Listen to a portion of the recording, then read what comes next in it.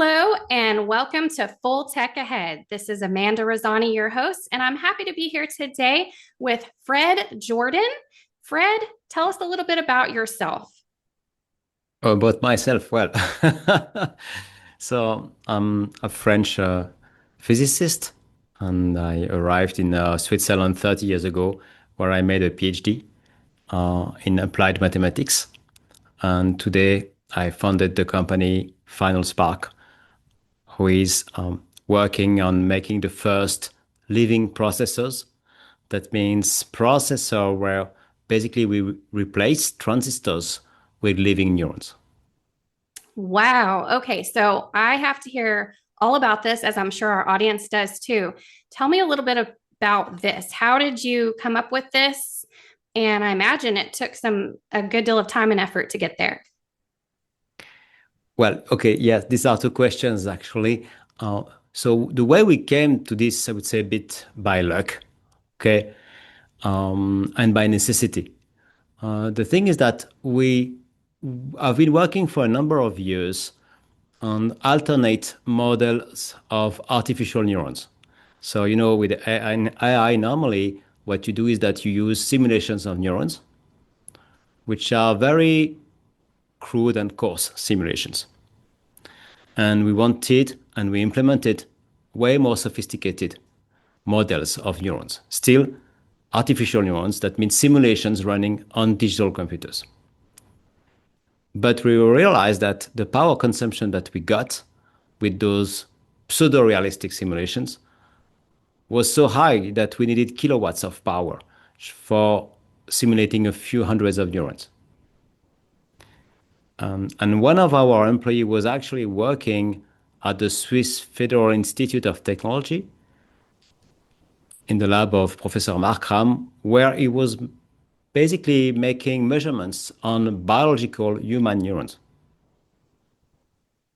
And we realized that those human or biological neurons in general are way more power efficient than their digital counterparts.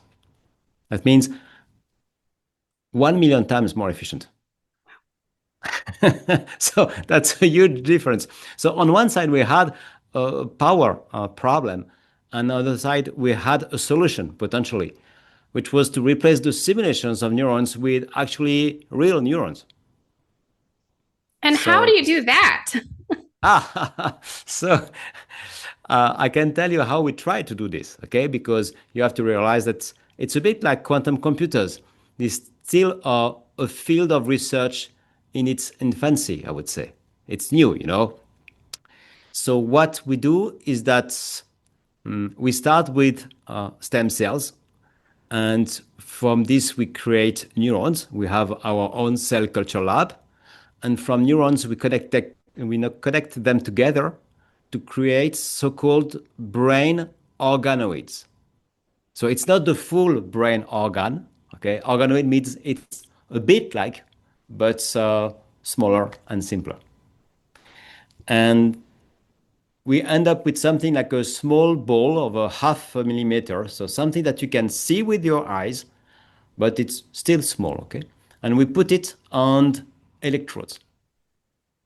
And we use the electrodes to communicate with the brain organoid by sending electrical signals and listening to the responses. That's it.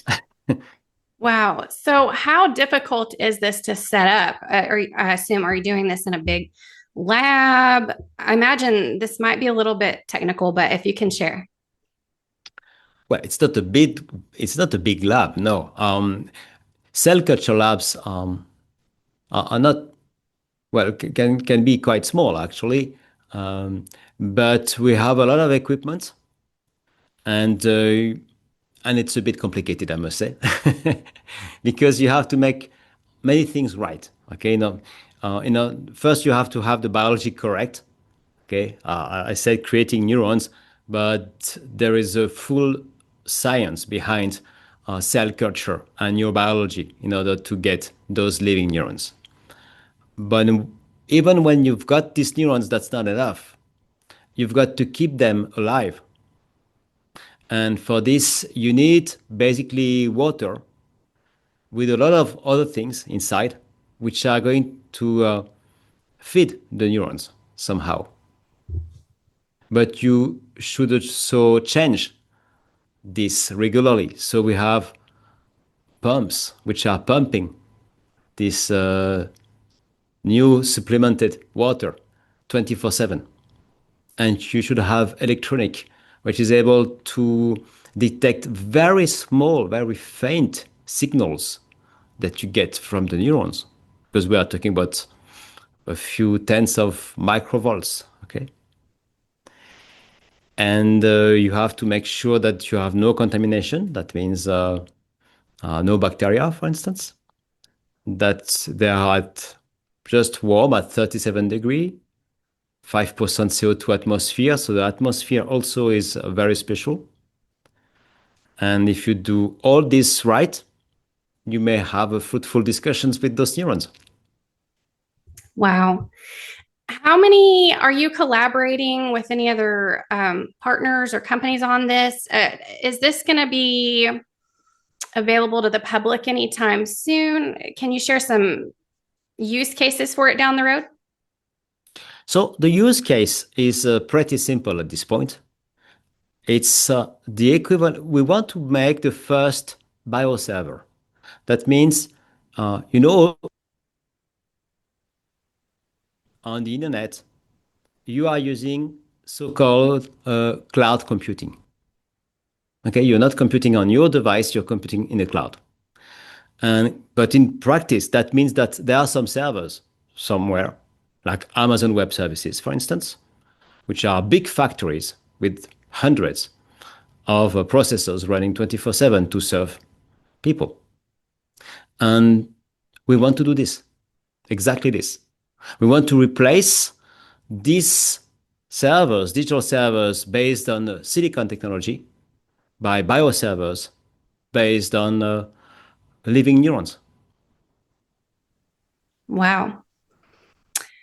And you said this reduces the amount of energy drastically.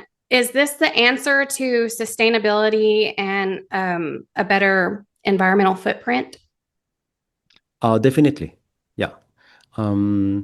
If we talk about some specific fields, okay, you cannot use those so-called biocomputers for any kind of task. It's like quantum computers. You cannot use them for any task neither, okay? But tasks like generative AI, which are already consuming a lot of energy and is going to explode actually, yes, potentially this can just solve the problem of the consumption.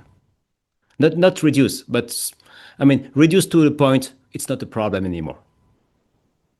Got it. Yes. Generative AI, that's what we're hearing constantly. That's the main tool it seems that the public is focusing on. So this is a great step in that direction. Do you have any goals, future goals that you're trying to achieve? Well, the goal is exactly this one, being able to make a biocomputer which is available for the public, But in order to do this, there are many challenges. This has never been done. Okay, this is going to be a new industry. It's a kind of revolution, coming from digital to biology for processing information. Okay, and one of the most important steps today is to be able to master the connection between the neurons. As you know, at the heart of artificial intelligence, there is the training step. The training step for artificial neurons consists in finding the right connections between the artificial neurons. So that if you show, I don't know, a cat to the camera, it's going to say it's a cat, okay, and not a dog, okay? In order to do this, you have to tune the weights of the connections between these artificial neurons. And this is the same for us.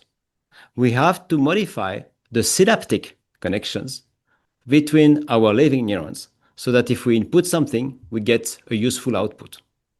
And more generally, this is the same for you and me. In order to do something correctly, We have to train. And when we train, this is what we do. We refine the connections between our neurons to be able to achieve a given task. So, your company, where is your company at right now? What stages is your company in? So it's really the research stage, okay? We have these brain organoids connected to electrodes. And if you actually go to our website, finalspark.com, you can go in the live section and you will see the activity of those neurons in live, in real time, okay? Streamed directly from our lab here, just sitting below me, and from Switzerland. So, and it's not only available for the public just to see, but also for researchers. So we give free access to a number of selected projects from universities who want to perform experiments on those neurons. So right now we have about 10 universities using remotely those neurons and to help us actually in this incredible task. In addition to this, there are a number of companies who wanted to perform their own research.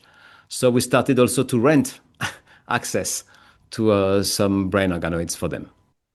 Awesome. Well, is there anything else you want to share with our audience today? Well, I don't know. That's what we are trying to achieve is something I would say quite incredible. That I find very inspiring, and I think um, we can imagine a great future with technology, and we have to be optimistic with projects like this. Absolutely. Well, I'm excited to go on the website and watch that and follow this as you move forward. Thank you. All right. And thank you to our audience. Stay tuned. There's more podcasts like this coming up.